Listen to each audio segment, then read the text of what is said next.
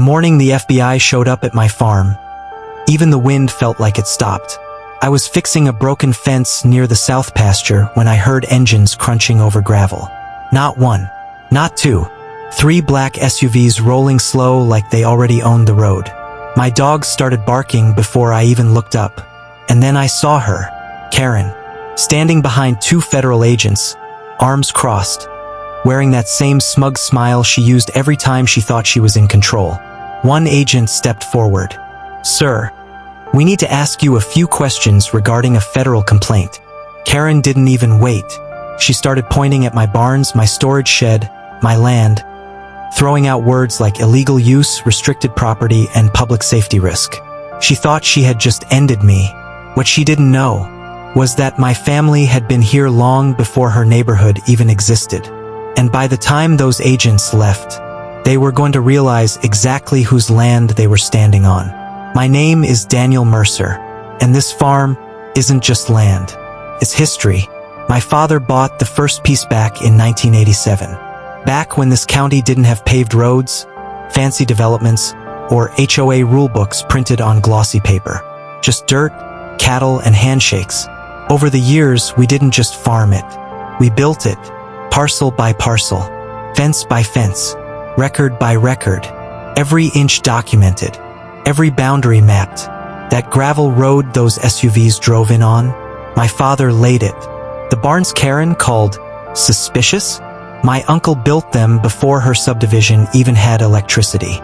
See, people like Karen don't understand something. Owning land isn't just about property lines. It's about time.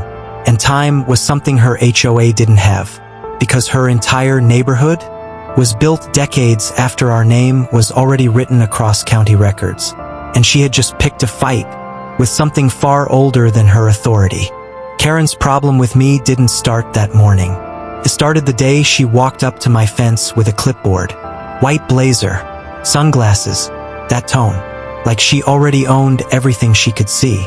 She told me my tractor shed was an eyesore, said my cattle were too close to residential value, asked how long I planned to operate like this.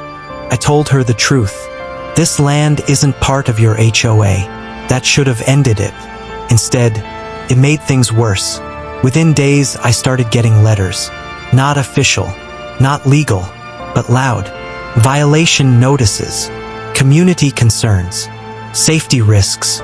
Then she started showing up, taking photos, measuring near my gate, even bringing board members like they were building a case. She wasn't just complaining anymore. She was preparing something bigger. And I realized Karen didn't just want control. She wanted to prove she had it, even if it meant crossing a line she didn't understand. Back at the gate, the agent read the complaint.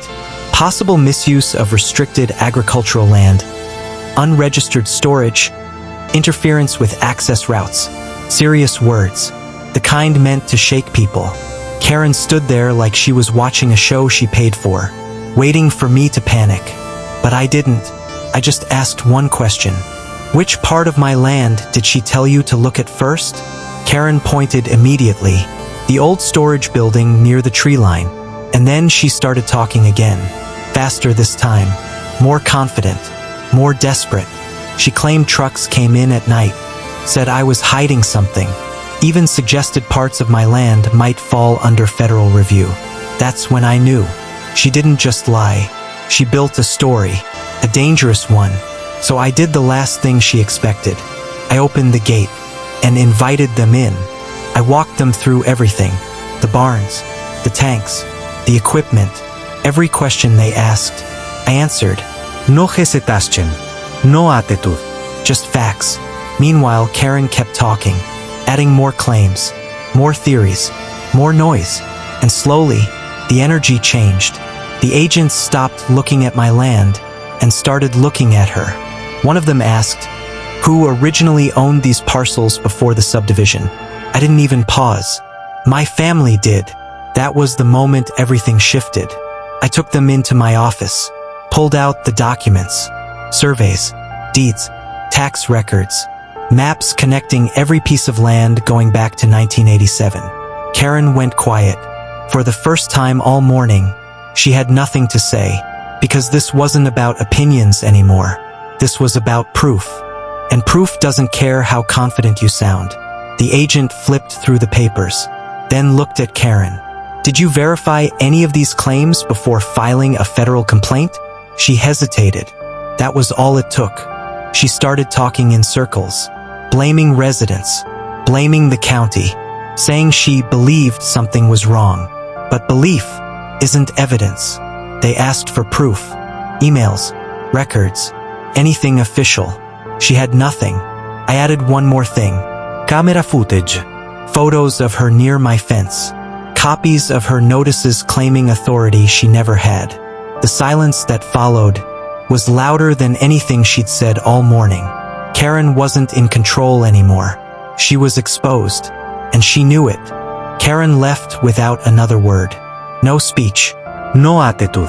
Just silence. Within a week, the notices stopped. Within 2, the neighbors started waving again. And within a month, Karen wasn't in charge anymore. Funny how fast power disappears, when it was never real to begin with. I didn't celebrate, didn't need to, because this was never about winning. It was about truth. People like Karen think control comes from rules and titles, but out here, comes from something else. History, records, time. And time doesn't care about someone's clipboard. She thought one call would make me small, but all it did was remind everyone whose land this really was.